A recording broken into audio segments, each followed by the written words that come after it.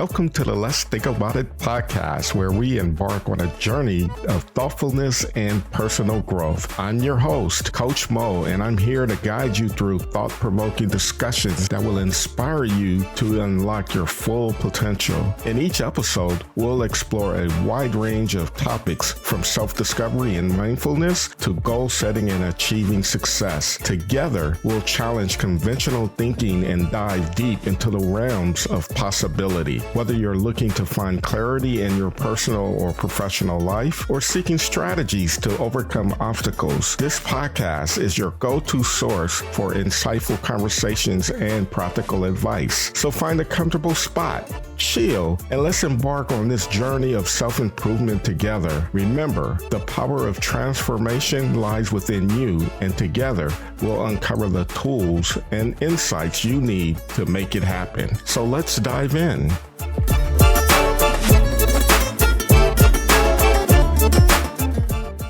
Welcome to another episode of the Let's Think About It podcast. I'm your host, Coach Mo, and I want to tap back into a few episodes ago. I talked about taming this punk ass inner critic. I'm back to discuss the inner critic. The inner critic is a sly mother, you know what. And I'm going to leave it at that. But I want to tap right back into that because it consistently gets in our way from us being our true potential selves.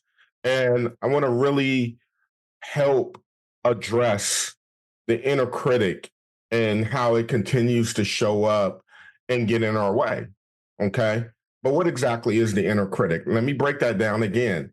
The inner critic is these self-inflicted negative thought that we just naturally carry. And it shows up in so many different formats. In the most pivotal times when we're trying to excel is when this sly mother, you know what, shows up and gets in our way and makes us play small. It may also be defined as imposter syndrome, right?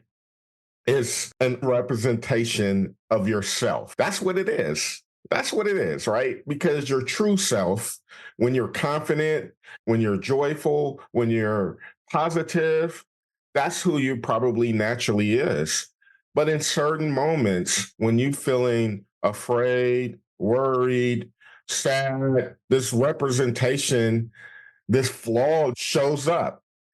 And the reason that flawed you show up is because of that punk ass inner critic. Where does this come from? Like, how do we even get this? Why is it showing up and consistently getting in our way? It varies for all of us. So what I'm going to do is I'm going to go back to visit my early stages of how it showed up for me. And maybe that can resonate some thoughts for you and how it's showed up early on for you.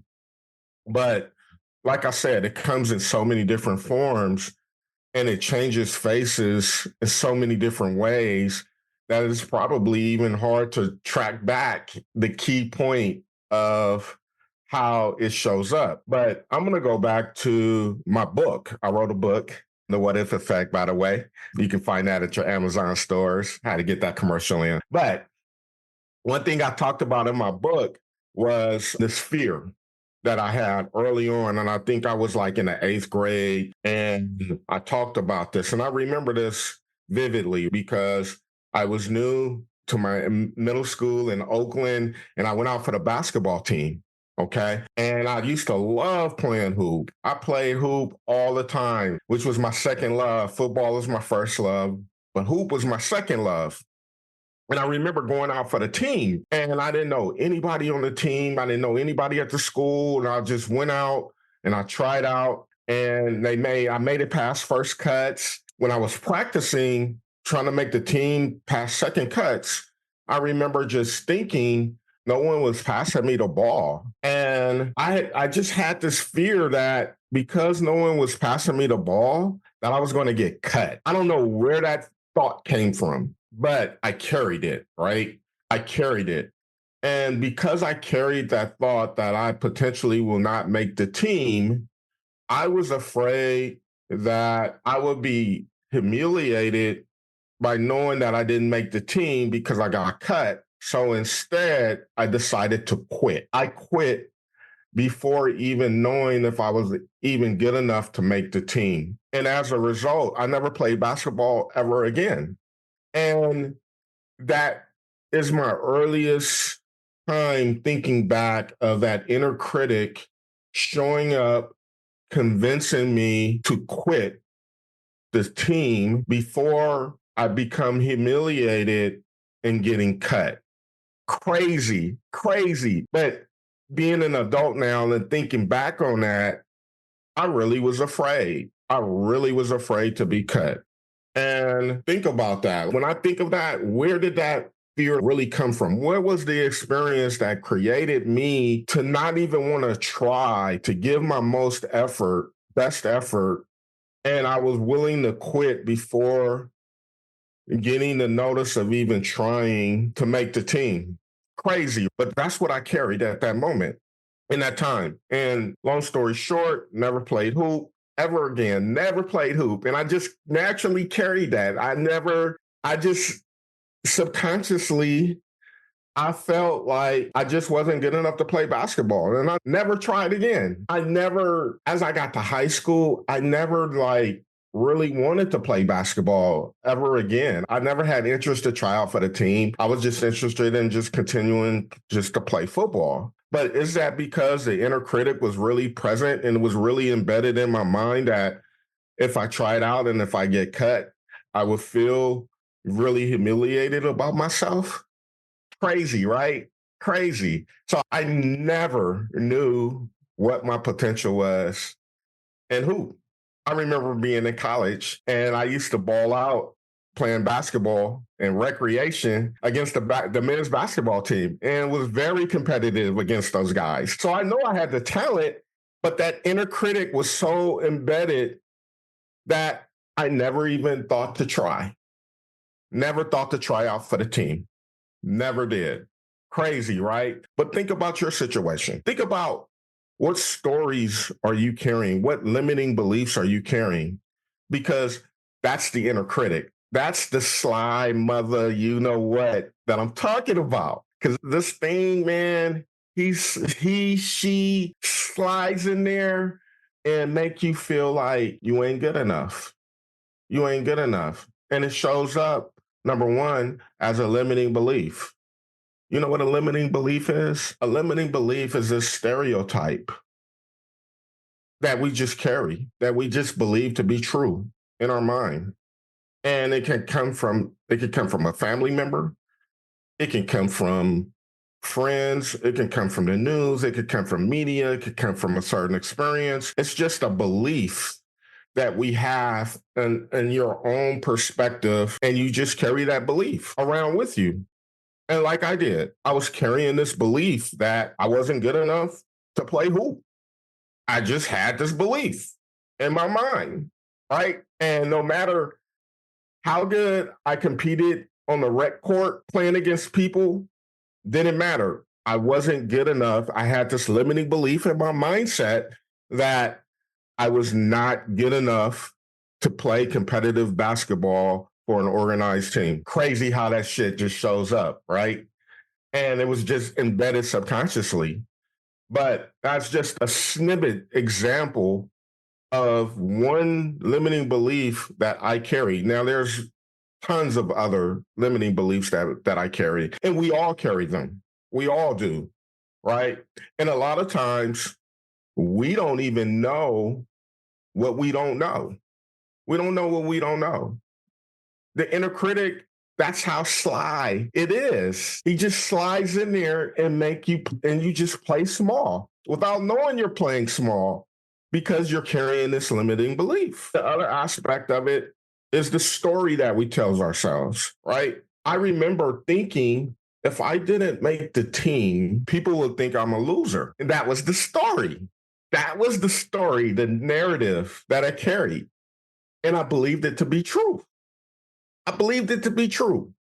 And it hadn't even happened yet. The cuts haven't even happened yet. But I had the story in my mind that how would I be able to show face on at school knowing that I got cut, and what would people be thinking about me? That was the story that I was telling myself. So we carry these stories. And the inner critic, that Sly mother, you know what? He convinces you to believe the judgments that people are going to have of you. That's what he does. And we believe that story. And so we try to avoid that judgment. We try to avoid what people are going to think of us if we do XYZ, right? But here's the reality.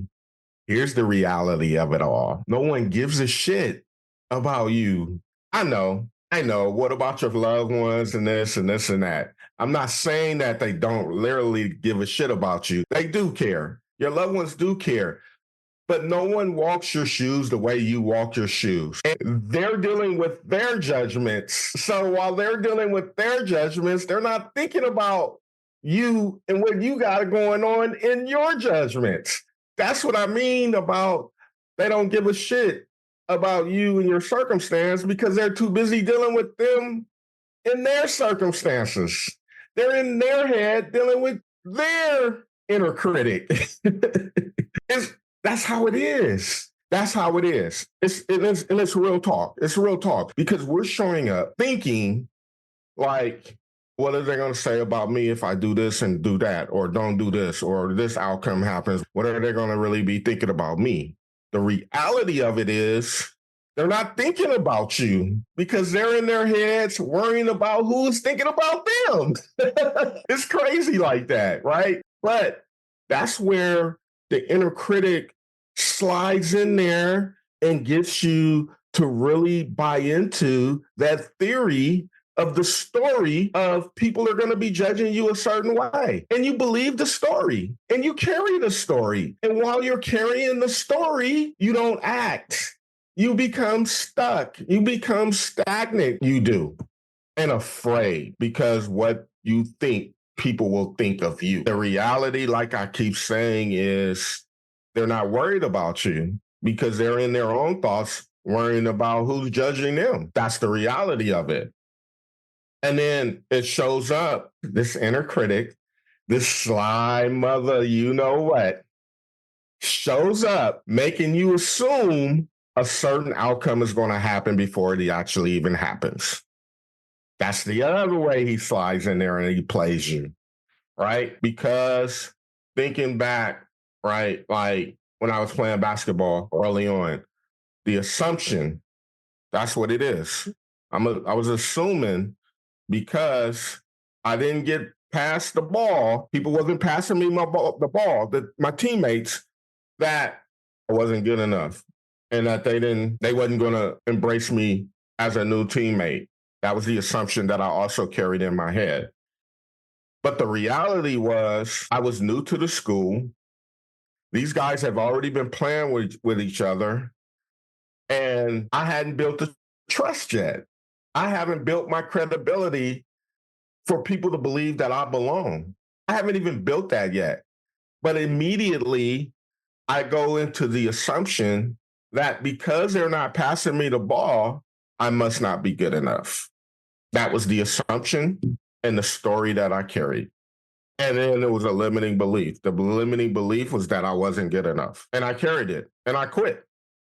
I quit the team before even knowing what my true potential was. That's how it shows up. So think about certain assumptions that we're carrying. We are assuming because a certain thing happened a certain way, right? The inner critic is telling us that XYZ is going to happen before it actually happens. And so to avoid embarrassment of what we perceive and think will be embarrassment, we don't try. We quit because we don't want to be humiliated. We don't want to be disappointed. And that's how the inner critic really starts to get the best of us. That's how he shows up. That's how he slithers his way in there. And then it's attached. Our voice is attached to these beliefs. So we hear this in our head, right? That it's us telling ourselves this story to make it really believable because our voice is attached to it in our minds, in our heads, right? If you're dealing with depression, you're dealing with some serious mental health issues, I do recommend reaching out for medical help. I'm coming from the space of just a person with good mental health who are just battling with the inner critic. So I want to clarify that. When you're talking about mental health, illness, some of these things require medication. What I'm talking about is for people with normal mental health. So I just wanted to clarify that. How do we overcome this? I don't think we can ever overcome it because by nature, we naturally think worst case scenario. Just as humans, we naturally become afraid. We naturally become worrisome, all of those different things, right? But how do you tame it? How do you really create awareness when the inner critic is trying to be very sly and trip you up? How do you control that? That's the question. And I got a couple of tips for you. I got a couple of tips because it can never be overcome. You can never overcome it because it's always going to come up in different forms, different formats. But what you can do is be aware that when the inner critic is showing up and is trying to manipulate your mind to feel afraid and worried, that there are certain things that you can do to take action so that you can be productive and continue to move forward. And one of the first things that you can do is challenge it. Challenge your inner critic anytime, every time. How do you know when to challenge it if you don't know what you don't know? Great question, Mo. Here's how you go about that. You got to be in touch with your feelings. What I mean by that is when you feel afraid, when you feel worried, when you feel discouraged, when you feel guilty, when you feel powerlessness, all of those feelings generate just like this negative type, down draining type feeling. That's the trigger to do the opposite. What I mean is when you're feeling afraid, that's the trigger to not be afraid. Okay. You're afraid because of what? If it hasn't happened yet, that means you're probably tapping into a previous experience that's related to a certain circumstance that you're about to embark on, and it's scary as hell. But it hasn't happened yet. Yes, you've experienced this in the past and it was hurtful, and you don't want to experience that again. True enough, but it still hasn't happened yet. And just because it hasn't happened yet doesn't mean it will happen. So that can be the trigger to say, instead of being afraid, how do I be confident? How do I ensure the win in this situation? How do I contradict the triggered feeling and make it into a positive triggered feeling? That's the key. That's what I mean by challenging it. So, in moments when you feel, let's just say, afraid to have a difficult conversation, right? Typically, you're banking on your previous experiences of how the conversation like this went in the past and it didn't go so well. So it makes it scary to have that kind of similar conversation in the going forward, right? Natural. It's natural to feel that way. And it's okay to feel afraid. Totally okay. Acknowledge that too. It's okay. Yes, I'm afraid to have this conversation because of the potential result that may come from this conversation. I acknowledge that. But what am I going to do different in this conversation versus the last time I had this conversation? And how can I make it become a positive outcome? And be intentional from that mindset and anticipate that it hasn't happened yet. And all you can do is show up in good faith that it's going to be a good conversation. And then just have that conversation. There's different tweaks and tricks you can add to the conversation, like asking open-ended questions, being an empathic listener, meaning not trying to get your point across before the person even responds. It's just being very open minded going into the situation. Those are some little tweaks that you can add going into difficult conversations. But it's normal to feel afraid because you're banking on how past conversations have went and you're anticipating that you'll get the kind of the same results, but it hasn't happened yet. It's in the future. So give yourself credit that you're going to take a different approach and be proactive about that approach, and talk to somebody going into the conversation so that you feel more confident in your approach going into the conversation. But here's where that sly mother, you know what, of the critic comes into play. He's going to convince you not to have a conversation with somebody else going into it. He wants you to be afraid going into it because you're carrying the judgment. If I ask somebody for insights, then they're going to think this of me, that I'm not a good leader going into this difficult conversation with this other person. So then you downplay it and then you just stay stagnant of being afraid to have the difficult conversation because you're afraid to have the conversation to get help with someone because you don't want them to think that you're a certain type, a certain person. You don't want them in your business, blah, blah, blah. All of this other judgment, it just like really starts to come up and you stay stagnant and then you don't get help. That's just how it works. That's what I mean by the inner critic being the sly mother, you know what? That's what he does. And it just keeps you stagnant. And you just become hopeful that things change, but you're not changing. So you get the same result. Afraid, don't have the conversation, avoid it, and it just repeats itself and repeats itself, and it's never resolved. And that's just where you are. That's where you stay. So challenge the inner critic. And how do you challenge it? By one, becoming aware of your feelings and in those moments of your feelings, if it's you feel afraid, you feel hesitant, you feel doubtful, you feel guilt, that utilize that as the trigger to take action in those moments and ask yourself, what is the solution? What is the positive outcome that I'm looking for? And move towards that outcome by taking positive actions that will help you overcome that inner critic in that moment. The next thing is breathe. Yeah, you breathe every day. I get that. But take deep breaths. Do some breathing activities. Google it. And I know you heard me talk about this before, but breathing techniques is very powerful and it really helps ground you.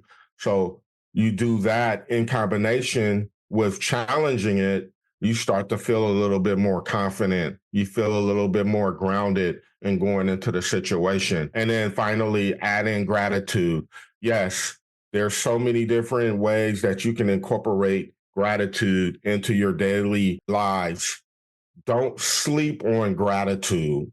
Do not sleep on it because ultimately, the more gratitude that you can bring into any situation, any areas of your life, it creates optimism, it creates trust, it creates faith, and it creates action. And now all of that results into your desired outcomes of what you're seeking. But if gratitude isn't part of your equation, you got to start to think why you're so fearful then.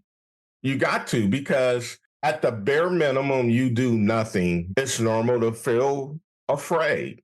It is. Because think about it. In our society, social media, everything is negative, negative. If you have no awareness, not incorporating any type of gratitude into your being, into your consciousness, then what do you really have to fight off the negativity? What do you really have? If you are the person that thinks worst case scenario in all scenarios, right? Why? Why? When there's the other side of the equation of best case scenario in every scenario, why do you resolve on the worst case scenario? Why is that?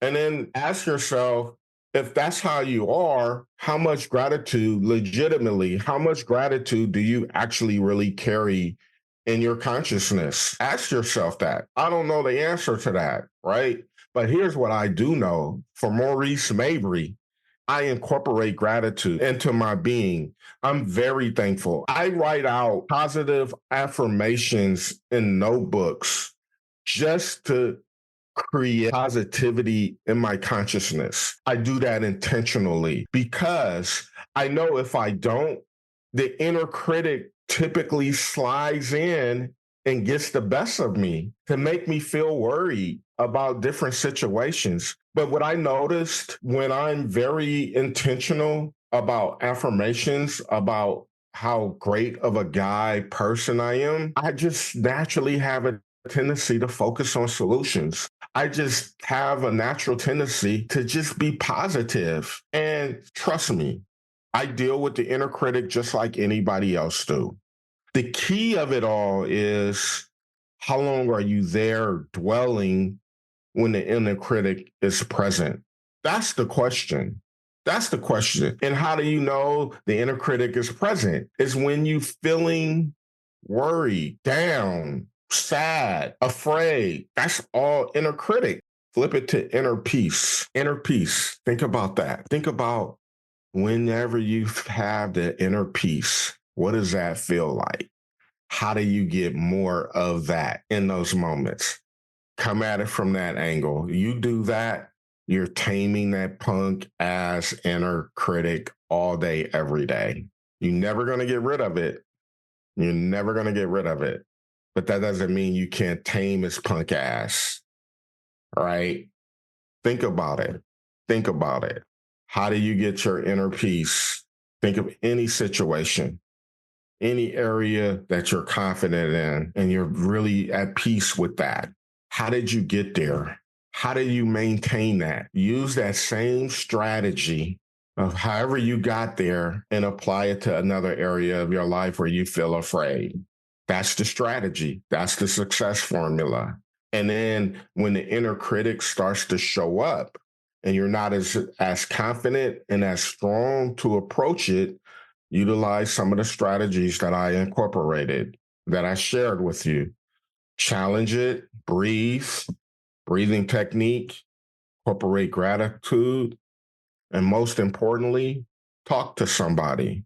Talk to someone. And here's a strategy in how you can talk to someone. Set ground rules. Say, hey, I need to talk to you, but here are some things that I need from you in return. What's that? I just need you to listen. I don't need any advice. I know you always want to help. I just need you to listen. So as I talk and I get some of these thoughts out, it would help me make a better decision. And then if I need your advice, allow me to ask you for your advice and approach it from that lens. You should be good. You should be good because a loved one really does want to help. And their version of helping sometimes could be giving you advice. But giving you advice in those moments is probably something you don't really need. You just need to be able to talk what's in our heads, those stories, the limiting beliefs, some of those assumptions. You just need to talk it out to someone that's there to listen so that when it's out, you can objectively make a decision because now it's out and it's not inside your head. And when you're able to do that, a lot of times you're good. That becomes the power of coaching. That becomes the power of listening. And so that's how you would approach that. But I hope today this episode was insightful for you because remember, the inner critic is a sly mother, you know what, and he's always is going to be trying to find ways to slip in there and keep you limited and keep you small and keep you very weak if he can or if she can. So just follow through on what I said. Thank you for joining me in this episode of Let's Think About It. Your time and attention are greatly appreciated. If you found value in today's discussion, I encourage you to subscribe on your favorite podcast platform. Remember, the journey of self-improvement is ongoing, and I'm here to support you every step of the way. Connect with me on social media for updates and insights. You can find me on Instagram and Facebook at Coach Mo Coaching or LinkedIn at Maurice Mabry. Or visit my website at mauricemabry.com for exclusive content. Until next time, keep reflecting, keep growing, and most importantly, keep believing in yourself. Remember, the most effective way to do it is to do it. Together, we're making incredible strides toward a better and more empowered you. So thank you, and I'll see you in our next episode.